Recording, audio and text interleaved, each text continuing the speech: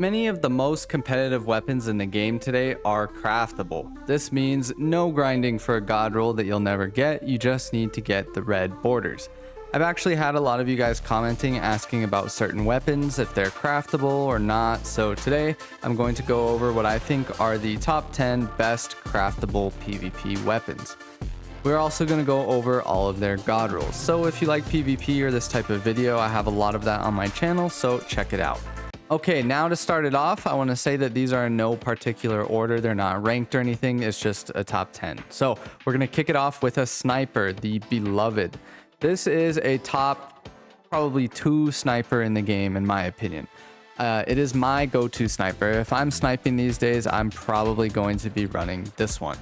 So what is the god roll? Well, this is what I use on mine, and these will all be enhanceable because they are craftable. So this is the roll that I use, and I do think it's the best one.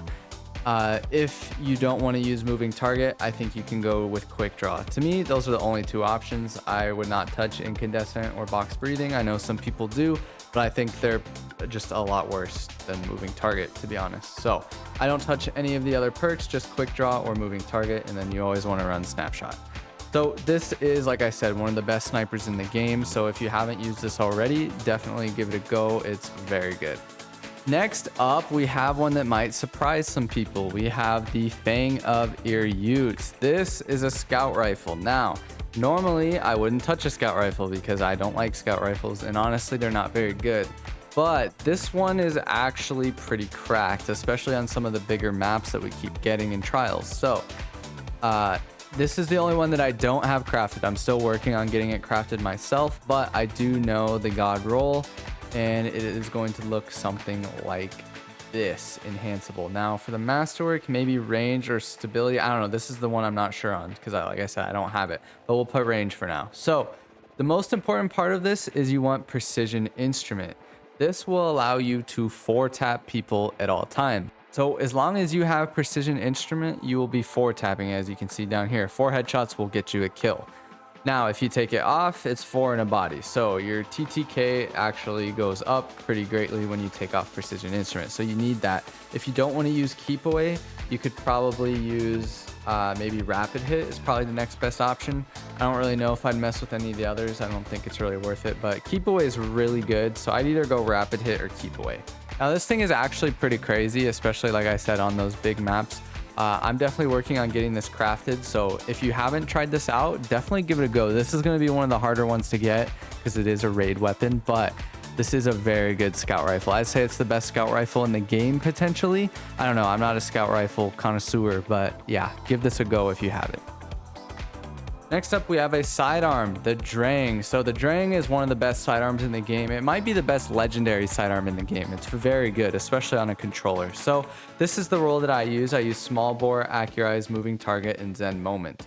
Zen Moment is a top tier perk, absolutely top tier. If something has Zen Moment, you probably want to be running Zen Moment. So Zen Moment and the moving target's very good. You could maybe go for, I have the Storm, I guess, or maybe quick draw. I don't really know. I think moving target is probably the best here just to get that plus 10 aim assist. So yes, Drang is good. I mean, all sidearms are pretty decent, but this one is just, it's just built different. 0.6 TTK is pretty crazy if you can hit those headshots. And I mean, just with a sidearm in general, it's pretty lenient. So you can kind of like, if you hit a body shot, it's not the end of the world, right? It's not like a hand cannon where you just die, right? So you can be a little lenient with it as far as headshots and body shots, but if you do start hitting headshots with it, it just shreds people. 0.6 is no joke. So yeah, Drang is definitely in the top 10. Okay, next up we have our only fusion on the list, the Techian Force. So this is from a raid, it's from the Last Wish, but when it is the weekly raid, it's actually not too hard to grind these. It's pretty easy to just farm for the red borders, so it's not impossible to get. Now, I don't fusion too often, but when I do these days, I think the adaptive frame fusions are probably the best ones just because of the health rework, and I just feel they're the most consistent now. So as far as adaptive frames go, this is definitely gonna be one of the best too. It's probably between this or the Burden of Guilt from Trials. They're both very good. It's really just up to preference or which slot you want to use. So this is in the energy slot, but this one is craftable, so it's in our top 10. Now, The roll that I went with is Hammer Forged, Projection Fuse, Enhanced Under Pressure, and Kickstart. You could maybe go with High Impact Reserves. That's another good option. I like Kickstart. It fits the way that I fusion personally, but High Impact Reserves is good as well. I slide a lot, so I like Kickstart. And then as far as the Masterwork goes, I went with the charge time. This puts you at 620 charge time. Now, it's very consistent. I will say I don't notice that the impact is hit at all by the charge time. I don't think it really matters. So I think charge time's really good to have in that slot, especially with Kickstart. Now, I don't fusion too often, but this one is very good, and this is my go-to fusion, and it's craftable. So definitely give this a go if you like fusion rifles. I think this frame of fusion is the go-to right now. So that's what we have as our only fusion. Now, I never thought I would say this, but up next, we actually have a 180 RPM hand cannon. Normally, for PvP purposes, these things are pretty trash.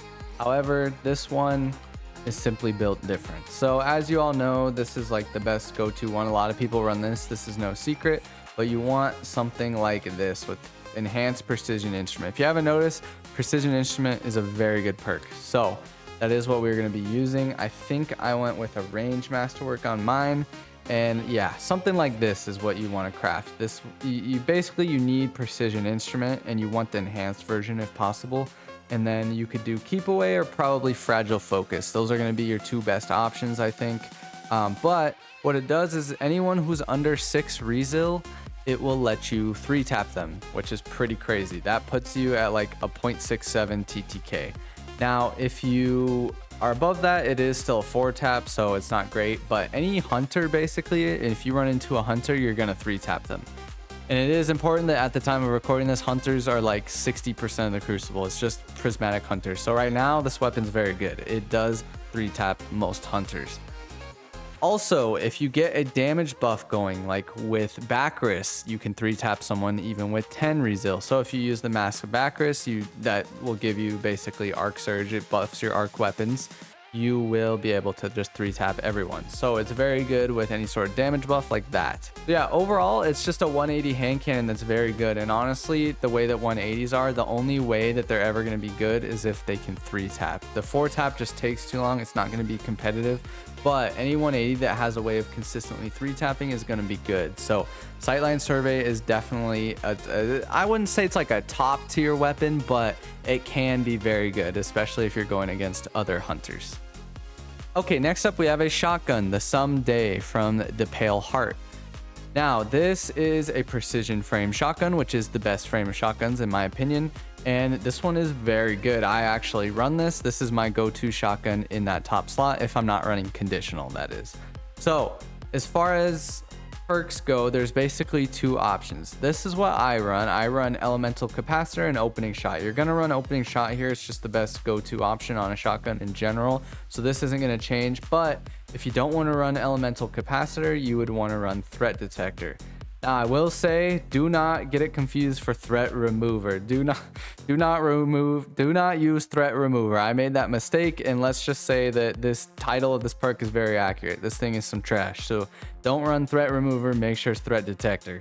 And I prefer Elemental Capacitor because I run Arc Hunter or I run Prismatic Hunter and I have the Arc Super. So whichever one, if you're going to use Elemental Capacitor, make sure you have an Arc Super.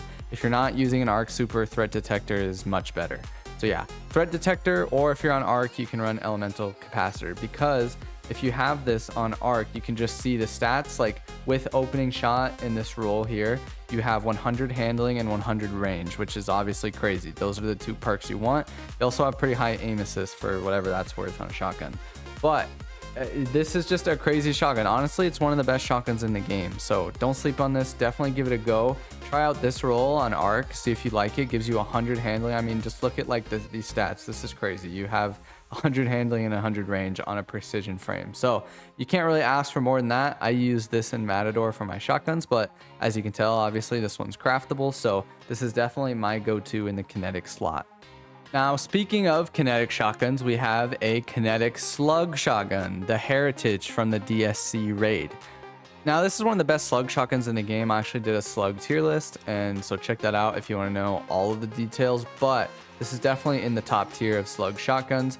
As far as the perks, there's really a few options you could go with. I would probably run something like this. I would say it would be like my go-to. I don't know. You can mess with it however you want. This thing just has crazy stats, right? So there's really no wrong option. I think maybe threat detector and maybe moving target or snapshot. Like really, slide shot gives you more range. Like there's a couple options. You can also use offhand strike. I don't really think offhand strike's worth it, but some people really like it. You can do that. I think it's better on mouse and keyboard if you're going to do that. I would probably recommend being on mouse and keyboard, but there's just not enough ammo to make offhand strike work these days. But maybe if they fix the ammo situation, it'll be a little better. But I really like threat detector, but I think slide shot and maybe snapshot could be really good. And then you just want range and handling, right? This one is so flexible with what you can use. I mean, you want more range. Just remember that slide shot gives you range, so you don't really have to like build into it. You could do something like this if you want more handling. Like it's honestly like really flexible. So as you can see, the stats are just crazy. Like you can use whatever you want on this, to be honest. The gun is so good, but I settled for this. I kind of like snapshot and I like slide shot, so I went with something like this and just maxed out like my range and got as close as I could to 100 handling. Yeah, so honestly, this is the most flexible one you can use. It's pretty crazy. The stats are just wild on it. Like I mentioned in the slug video, most slugs have a drawback, either handling or aim assist, and this one has neither, so it's very good. So yeah, if you're gonna use a slug and you don't want to use chaperone, definitely use heritage. Next up, we have another raid weapon and we have another sniper, the Defiance of Yasmin. Now, this is also one of my go-to snipers. I do use Beloved more than this, but honestly, these days, if I'm sniping in that kinetic slot, I'm going to be using the Defiance of Yasmin. So this is another one of those like top 3 to 4 snipers, right? It's up there. It's just as good as Beloved. It's really up to preference or which slot you need. This is an absolute god tier sniper. So if you are able to craft this, you really don't need to worry about getting another kinetic sniper. As far as perks go, I think this is the god roll. I wouldn't even mess with it. You can also use moving target. Some people, I don't know, I'm kind of leaning towards moving target these days. I kind of think it's better than opening shot. I don't really know. It's hard to say. You're basically not trading off much to go with moving target, and if there's more than one enemy, you get it on every bullet. I don't know. I still need to see how I feel about it, but recently I've been kind of leaning towards moving target, but I'm not going to say that opening shot's bad. Opening shot's still cracked, so yeah, as you can see with opening shot, you're getting 81 aim assist versus this, you're getting 79. So really, people still run opening shot, but I kind of think moving target's better. I'm not going to lie. I think I might actually change mine to moving target because I still have opening shot on mine, but like I said, I kind of think moving target is the play. A lot of people just don't really think about it, to be honest. So yeah, moving target is going to be my recommendation, or opening shot. Both are good, and definitely a snapshot. So I always max out the handling and then I add range in the barrel. So this is going to be my god roll. If you don't want the handling, you could just go for range. That's going to be your next best stat. So you'd probably want to do something like that with a range masterwork. I don't think you really need it, but I always say go handling. So yeah, this is a top tier sniper. You just need to do the Oryx raid. So unfortunately it is one of those raid drops, but I mean, it's not too bad. You can get the red borders each week when it's out. So takes a little bit of a grind, but it is doable. So yeah, grab yourself a Defiance of Yasmin. All right, and now we have another hand cannon. We have the Austringer. So I just made a video on this. I actually didn't have the roll in there. So here's the roll that I use. It is my favorite hand cannon right now. It's gonna be my go-to. I use this for pretty much everything if I'm using a hand cannon right now. So yeah, Austringer is definitely my recommendation. It is a top tier hand cannon. Some people don't really like it as much, but I think even if you like other options, this is still like a top 5 to 6 hand cannon. It's still top tier, so definitely good. If you don't have a hand cannon and you have one of these in your vault, like if you can't get that god roll rose, then definitely give this a go, because if you have this crafted, it's gonna be like a crafted Austringer is gonna be better than a 2 out of 5 rose, right? So if you can't get what you want, Austringer can definitely do the job. It's very good. I like Zen Moment. I will take Zen Moment over any perk in the game right now. And then I actually really like Eye of the Storm. If you don't want to use Eye of the Storm, you could probably use Snapshot. Snapshot's actually pretty good. And Austringer, the main downside is it does have kind of low handling at 47. So Snapshot will make up for that. So it is actually a pretty good option. You also get some more stability. So yeah, try out Eye of the Storm or Snapshot, both very good. And then honestly, I wouldn't use this gun without Zen Moment. So definitely put Zen Moment on there, and then whichever you prefer between Snapshot and Eye of the Storm. Okay, and finally we have an SMG. We have the Imminence. Now this is from the Final Shape raid, and it is actually adept. You can get an adept one, and you can get it crafted. So I'll just use I'm gonna use the non-adept one because most people probably have this. So as far as what you should craft, honestly, this one I'm a little bit still unsure on. It's gonna kind of depend on if you're MNK or if you're controller or if you're on PK Titan. It's really like if you're on PK Titan, especially on MNK, you probably want full bore. But if you're not, maybe you want corkscrew, or I've even heard extended barrel is pretty good. I don't really know. The barrel is honestly up to you. I probably am gonna just use small bore and then accurized, and then in the next slot, I think dynamic sway is actually pretty good. Again, this is one of those that's kind of flexible. It's going to come down to what you prefer personally. Some people really like perpetual motion. I'd probably go with fragile focus or dynamic sway. I use dynamic sway on mine. And then as far as your other perk, again, this is another one of those that's kind of flexible. I really like kill clip, actually. Kill clip is pretty decent. I've seen some people like this new perk, Chaos Reshaped. You could give that a go. But really, I use kill clip. This is pretty much the role I use here. And the thing with this is that the origin trait is actually really good. You get bonus stats for when you're next to people. So assuming it works correctly, you'll just be getting bonus range and handling pretty much for free. So it is actually pretty good origin trait.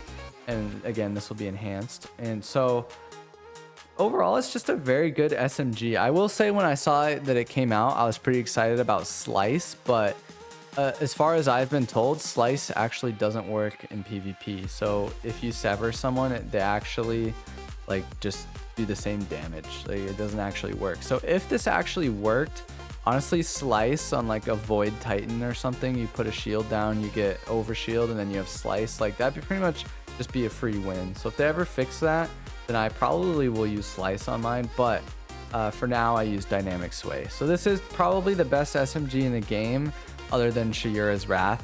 I'd say that's probably number one, but this is definitely up there. It's very good.